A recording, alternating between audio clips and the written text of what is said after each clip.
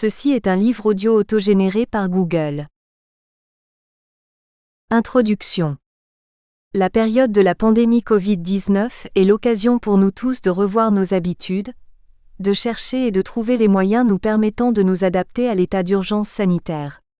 L'enseignement-éducation, dont l'importance pour la société et la nation n'est pas à démontrer, est l'un des secteurs les plus appelés à développer incessamment des scénarios alternatifs pour dépasser la conjoncture actuelle et s'adapter à ces nouvelles conditions. À l'instar des autres universités nationales et internationales, l'université Qadi Ayad Maroc, UCA, dans le cadre de sa responsabilité pédagogique et en tant que pôle national de la recherche scientifique, œuvre à assurer la continuité des formations et à soutenir la production scientifique, tout en travaillant sur la modernisation de son image institutionnelle.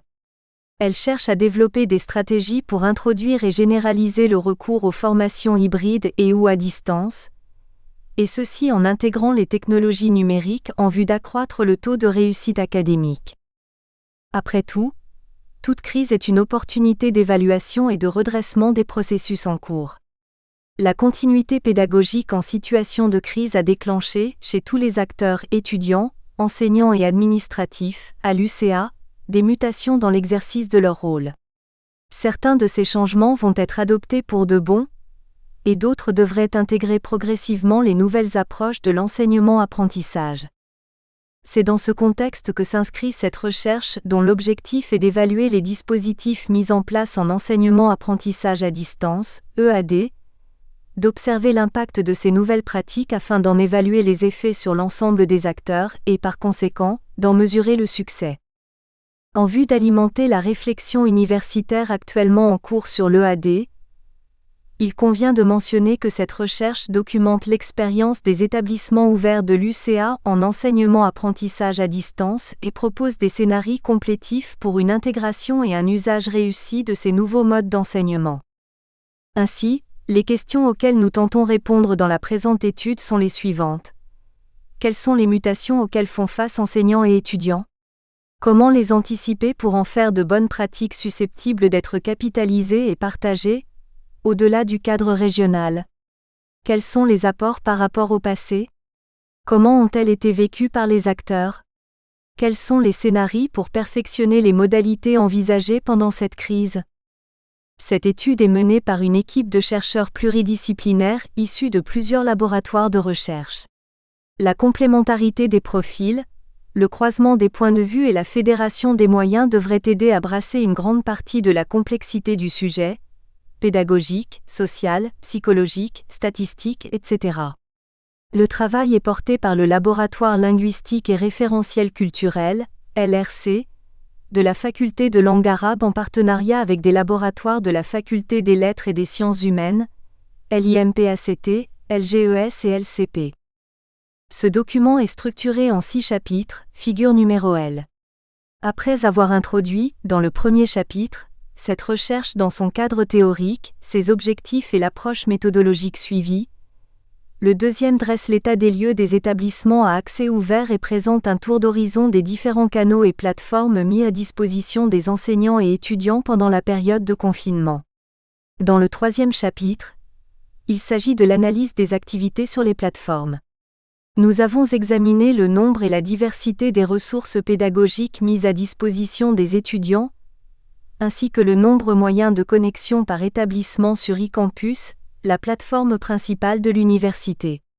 La discussion des résultats de ce chapitre permet de composer un panorama des pratiques en enseignement à distance au sein de l'UCA. Le quatrième chapitre est dédié à l'analyse des résultats des questionnaires.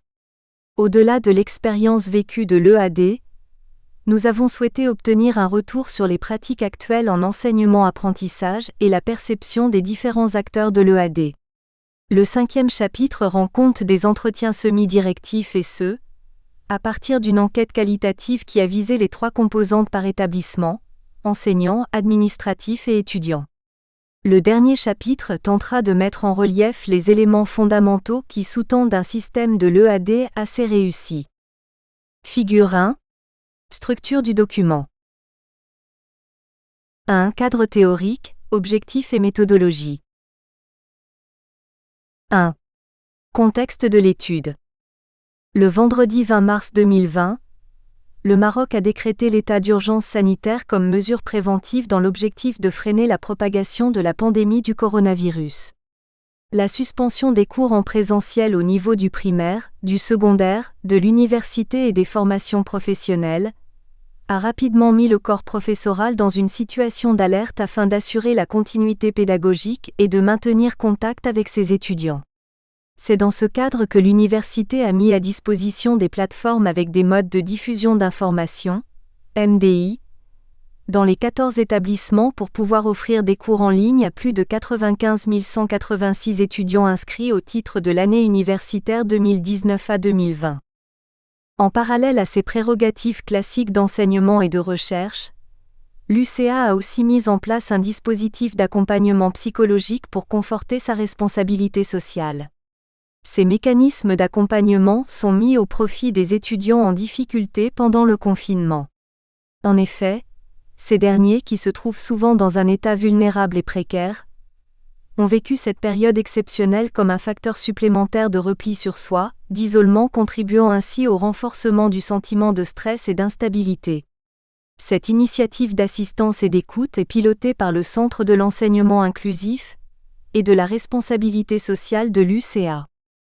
C'est dans ce contexte, fortement marqué par la crise et devant la nécessité d'évaluer les mécanismes mis en place, que ce travail a été entrepris pour faire le bilan de cette expérience, étape qui nous semble incontournable pour asseoir ce type d'enseignement sur des bases plus solides et plus prometteuses. En effet, cette recherche rend compte de l'expérience de l'enseignement-apprentissage à distance durant la période de confinement imposée par la pandémie Covid-19. L'évaluation est menée au sein des établissements à accès ouvert, EAO. Ces derniers représentent plus de 86% du total des inscrits ESS dans les 14 établissements de l'UCA. De surcroît, ces EAO sont peu initiés à ce genre d'enseignement et constituent ainsi un cas d'étude ciblé qui pourrait apporter de riches enseignements, à même de contribuer à un meilleur développement de ces nouvelles pratiques dans le futur. Les 6 établissements à accès ouvert sont la faculté de langue arabe, FLAM, la faculté des lettres et sciences humaines, FLSH, la faculté des sciences Semlalia, FSSM, la faculté polydisciplinaire de Safi, FPS, et le centre universitaire de Kala Asragna, CUKS. 2 parties majeures constituent la pierre angulaire de cette étude. La première relative à l'évaluation objective de l'enseignement à distance, EAD, avant et au cours de la crise. La seconde s'attelle à proposer des scénarios complétifs pour une optimisation de l'EAD à l'aune de la réforme Bachelor. L'évaluation consiste à juger l'utilité et l'opérationnalité d'un dispositif, Baker, 1991. Il s'agit en l'occurrence d'une évaluation sommative des mécanismes de l'EAD au sein des établissements à accès ouvert de l'UCA. On entend par dispositif les mécanismes et ressources humains, pédagogiques et matériels mis à disposition pour réussir l'opération de l'enseignement à distance. Nous avons privilégié donc, à la fois des méthodes d'enseignement, ME, des modes de diffusion de l'information, MDI, mais aussi des canaux d'interaction et de transmission synchrone-asynchrone développés au sein du système. Sur le plan méthodologique, l'étude s'appuie conjointement sur les apports des méthodes qualitatives et quantitatives des enquêtes et d'analyse de données. L'analyse quantitative se base sur 4 questionnaires destinés à différentes catégories d'informateurs. Quant à l'analyse qualitative, elle est axée sur la transcription des entretiens semi-directifs avec les acteurs universitaires et les délégués de classe menés après l'arrêt officiel des cours, session du printemps, qui a été prévue à partir du 2 juin 2020. Le croisement des résultats de ces différentes enquêtes dégagerait des réflexions pédagogiques pour un diagnostic approfondi, et déboucherait ainsi sur des conclusions pertinentes pour une évaluation objective de cette expérience d'EAD menée dans l'urgence. Évaluation en termes d'acquis et réalisation, de difficultés et de défis à relever. 2. L'enseignement à distance, EAD, cadre théorique. 2.1 EAD ou FAD, précision terminologique. L'UNESCO, 1987, définit l'EAD comme un mode d'enseignement dispensé par une institution, qui n'implique pas la présence physique du maître chargé de le donner à l'endroit où il est reçu, ou dans lequel le maître n'est présent qu'à certains moments ou pour des tâches spécifiques. Les communications enseignant-enseigné se font principalement par le recours à la correspondance, aux imprimés, aux divers médias audiovisuels, à l'informatique, à certains regroupements. L'EAD est en constante évolution. Il a traversé 3 stations majeures au sein desquelles plusieurs transformations se sont enclenchées. D'abord la correspondance grâce au développement du service postal, ensuite l'utilisation des ressources multimédia.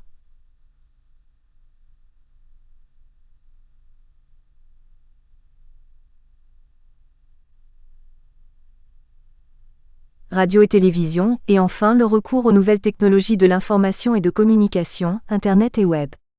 Dès lors, des cours synchrones, asynchrones et hybrides étayés par des supports numériques variés deviennent partie intégrante de l'EAD. On appelle Learning Technology le processus d'enseignement et d'apprentissage véhiculé par les outils de la technologie. Rist et Ewer, 1996 page 3, le définissent comme l'application de la technologie à l'amélioration de l'enseignement, de l'apprentissage et de l'évaluation.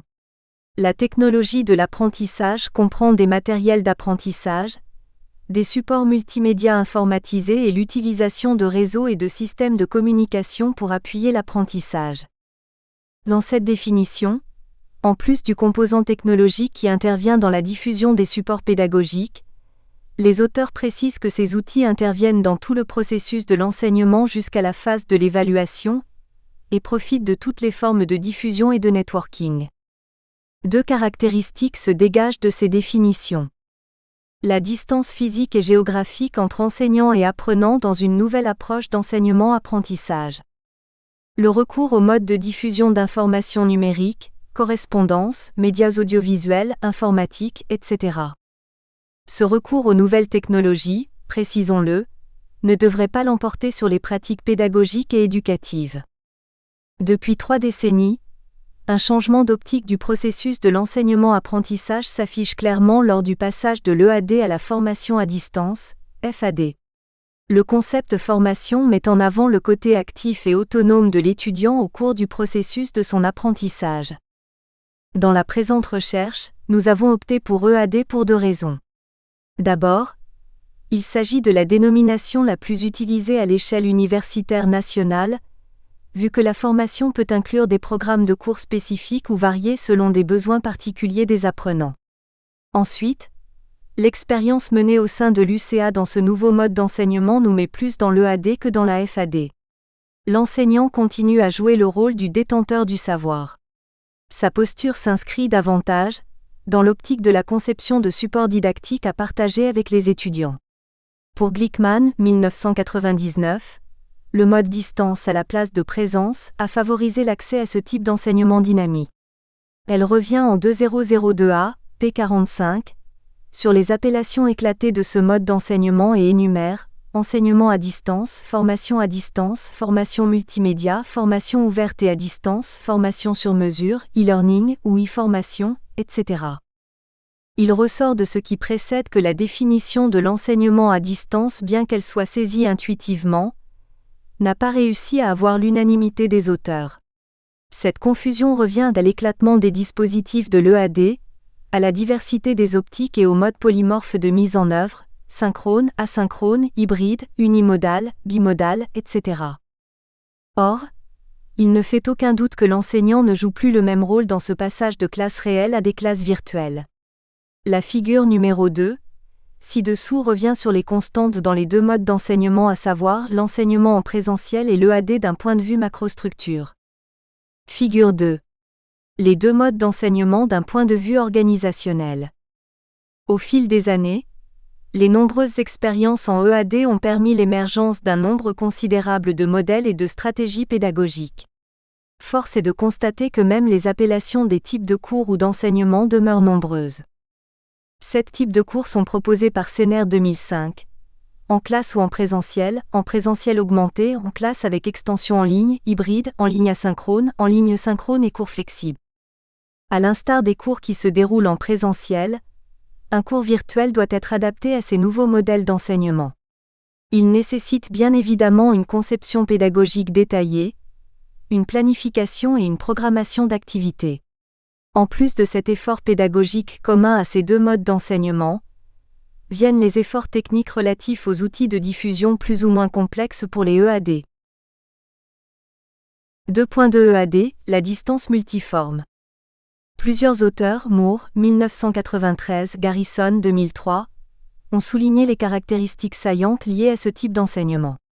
La distance est la notion la plus étudiée en raison de sa nature multiforme et polysémique. Jacquinot, 1993/57, en compte 5, le concept de distance s'est diversifié. La distance est à la fois spatiale, temporelle, mais aussi technologique, psychosociale et socio-économique. Nous nous intéresserons ici particulièrement à quelques distances. La distance physique, elle inclut la nature de la relation qui s'établit entre enseignants et étudiants, relation verticale, et les étudiants avec leurs pairs, relation horizontale. La distance géographique, la distanciation spatiale concerne les enseignants et les apprenants qui se trouvent éloignés géographiquement. La distance temporelle, l'enseignement-apprentissage peut d'abord être en temps réel ou synchrone, contrainte temporelle, ou encore asynchrone, flexibilité. La distance se crée aussi entre l'acte de conception pédagogique et celui de l'apprentissage. Et enfin, elle concerne les disponibilités différenciées des différents partenaires et la flexibilité d'horaire. La distance linguistique. La langue de l'enseignement peut être peu distante ou très distante de la langue courante et l'écart entre les niveaux de langue peut aussi créer de la distance entre enseignants et apprenants. La distance pédagogique. Le choix de transmission unilatérale ou magistrale dans une classe en présentiel ou virtuel, le manque d'interaction en cours et le décalage entre les connaissances antérieures et celles en construction peuvent déclencher de la distance pédagogique. La distance transactionnelle. Le modèle théorique de Moore, 1993, part du fait que la situation d'apprentissage est le résultat de deux variables, la structure et le dialogue. La première variable porte sur l'existence ou non de dispositifs pédagogiques qui cadrent le travail en ligne et son degré de souplesse. Quant au dialogue, il rend compte de la fréquence des interactions verbales entre enseignants et apprenants, présence pédagogique, d'un côté et des étudiants entre eux, interaction sociale, de l'autre côté, et ce, grâce aux outils pédagogiques intégrés à une plateforme, en l'occurrence, forum, chat, email, messagerie instantanée, etc. La distance transactionnelle est réduite lorsque le dialogue devient fréquent, avec plus de liberté et d'autonomie du côté de l'étudiant. Et la structure inflexible empêche le dialogue de se multiplier et conduit à un fort écart au niveau de la distance transactionnelle. 2.3 Présence à distance, réhumanisation et flexibilité à distance. La relation enseignant-étudiant est mise en avant dans l'EAD et l'étudiant se retrouve au centre du processus d'apprentissage. Deschênes et Lebel, 1994. Il devrait dès lors rompre avec la tradition de la réception passive du savoir. Pour ce faire, de nouveaux courants pédagogiques du constructivisme tentent de revoir les anciennes approches d'enseignement-apprentissage, palliant ainsi aux limites causées par la distance physique et géographique au sein des espaces virtuels qui marquent une rupture avec les situations de classe réelles.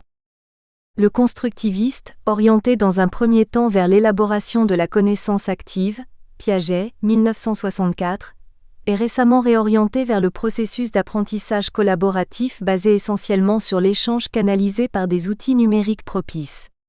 L'étudiant devient ainsi acteur de sa formation et l'enseignant, tuteur qui accompagne et guide tout apprenant dans son processus d'apprentissage.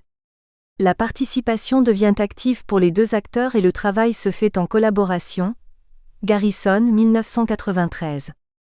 De nos jours, les modes de diffusion d'informations, MDI, sont beaucoup plus accessibles et plus sophistiqués qu'auparavant.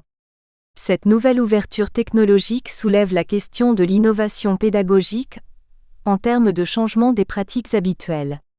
Loisier, 2011/30, explique que l'absence de lien direct entre l'enseignant et l'apprenant était considérée comme une lacune majeure. Elle fut compensée par des ressources adaptées et un encadrement personnalisé. Mais dès que certaines technologies permirent de simuler une forme de coprésence à distance, elles furent considérées comme le moyen d'accroître l'attrait et la valeur de la formation à distance. Pierre Patry, 1991, un des fondateurs du réseau d'enseignement francophone à distance, REFAD, est persuadé que la réhumanisation passe par un rapport qui rétablit l'instantanéité, la simultanéité et la spontanéité de la communion dans le même espace-temps. La revitalisation de cet espace de cours virtuel ne peut être atteinte que grâce à la mise en relation effective entre étudiants et enseignants via les forums et messageries instantanées, instantanéité, les cours synchrones, la simultanéité et les chats, spontanéité. Au niveau opérationnel, les contraintes liées à la distance ne peuvent être réglées qu'à partir de l'interaction et de l'échange en temps réel. Figure 3. Les 3 C la RACTERISTIQUELS de la REHUMANISATION. Les modèles d'EAD se multiplient et se diversifient en vue d'intégrer le triptyque de l'humanisation, instantanéité, simultanéité et spontanéité, dans les méthodes d'enseignement et de couvrir les besoins spécifiques. Ainsi, ne faudrait-il jamais perdre de vue l'encadrement de l'étudiant et la valorisation de l'interaction entre enseignants-étudiants d'un côté, et entre l'étudiant et ses pairs de l'autre côté. Garrison et Anderson 2003, Garrison et Arcer 2007, ont travaillé sur une dimension primordiale en EAD, à savoir la présence à distance. Cette présence devrait se traduire par la collaboration au sein d'une communauté d'apprentissage, Community of Inquiry. Henry et Pudelko, 2002, qui favorise les 3 présences, cognitive, sociale et éducative. Ils la définissent comme résultante d'interactions sociales entre les étudiants et entre les enseignants d'une part, et d'autre part entre les enseignants et leurs étudiants au sein d'une situation de communication numérique. Et ce sont ces interactions avec la présence cognitive, la présence socio-affective et la présence pédagogique qui favorisent une richesse dans l'expérience de l'enseignement-apprentissage. Ces 3 dimensions peuvent être présentées ainsi. 1. La présence cognitive, c'est-à-dire un engagement collaboratif et coopératif de confrontation et valorisation de points de vue, d'esprit critique et de co-construction de sens en commun. Maintenir un raisonnement de logique ensemble résultant d'un processus réflexif entre apprenants au sein d'un espace numérique. 2. La présence sociale qui implique un engagement entre les apprenants au niveau de l'émotionnel, de l'acceptation de la différence de point de vue dans un climat de respect, c'est-à-dire des interactions basées sur le socio-affectif et une relation latérale et informelle. 3. La présence pédagogique est le résultat d'une bonne présence cognitive et socio-affective. Cette présence, que l'enseignant met en œuvre, doit émaner d'un souci d'une étroite collaboration afin de stimuler les 2 premières présences et assurer un échange en groupe et un enseignement profitable à tous dans un esprit de collaboration. L'enseignant joue alors le rôle de modérateur qui encourage les interactions en groupe et orchestre les activités et modalités de travail en concertation avec les apprenants. Tout ceci nécessite une préparation au préalable, une concentration d'efforts et une implication. Jezegou, 2010/2, explique à ce propos que les modalités de collaboration à distance sont importantes pour que la résolution du conflit socio-cognitif se réalise dans de bonnes conditions. En effet, elles permettent aux apprenants de disposer d'un cadre commun pour les activités à mener conjointement. Ces activités font alors l'objet de transactions finalisées vers un but partagé, délimitées dans le temps selon un rythme défini ensemble et circonscrites à un plan de travail élaboré conjointement. Le conflit socio-cognitif en est alors facilité car chaque apprenant engagé dans ces transactions participe à la définition des objectifs et aux conditions organisationnelles, temporelles, humaines et technologiques de ces activités tout en contribuant à leur coordination. La négociation de ces modalités de collaboration à distance peut être guidée par le formateur, surtout si le groupe vit ses premières expériences de collaboration. Jezegou a repris les travaux de Garrison et Anderson, 2003, en vue d'une modélisation de la présence. Figure 4. La présence PEDAGOGIQUE. La présence cognitive et la présence SOCIOAFFECTIVE. Ce modèle rend compte des 3 dimensions de la présence, I cognitive, 2 socio-affective et 3 pédagogique. Il met en exergue le fonctionnement. La présence pédagogique est celle remplie par l'enseignant au sein d'un espace d'apprentissage en tant que facilitateur des processus socio-affectifs et cognitifs. Elle vise à asseoir le principe de collaboration au sein du groupe en vue de la résolution d'une situation problématique. Elle est ainsi considérée comme le déclencheur des deux autres présences. La présence socio-affective qui concerne l'implication de tout un chacun au sein du groupe afin d'assumer sa présence sociale, et la présence cognitive qui implique la co-construction du sens, la confrontation des différents points de vue et l'interaction effective au sein du groupe. Sans une présence pédagogique réussie, les deux autres présences ne peuvent pas avoir lieu. Nous reprendrons ici les caractéristiques saillantes de l'EAD développées par le groupe interinstitutionnel de recherche en formation à distance. Elles sont en nombre de 5. L'accessibilité, accès libre à la formation sans contrainte temporelle physique. On s'inscrit dans des situations de facilité et de commodité, dans le processus de l'apprentissage-enseignement.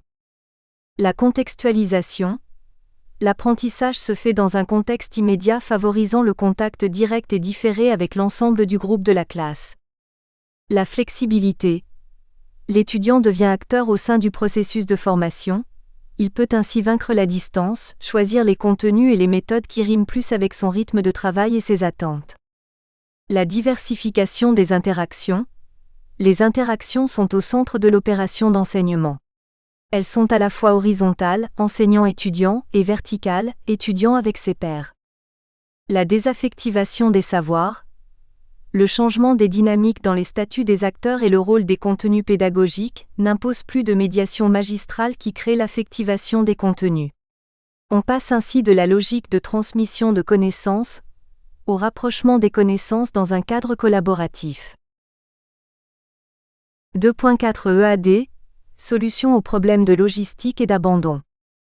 Dans plusieurs cas, les outils technologiques sont utilisés pour appuyer les méthodes d'enseignement traditionnelles du présentiel se basant sur la transmission des connaissances.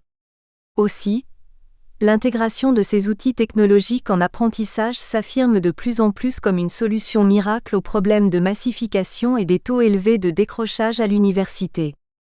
Cependant, cette fusion de l'EAD avec l'enseignement présentiel devrait dépasser les limites des modèles industriels de l'éducation pour le premier et celles logistiques pour le second, massification, taux d'encadrement et ses conséquences.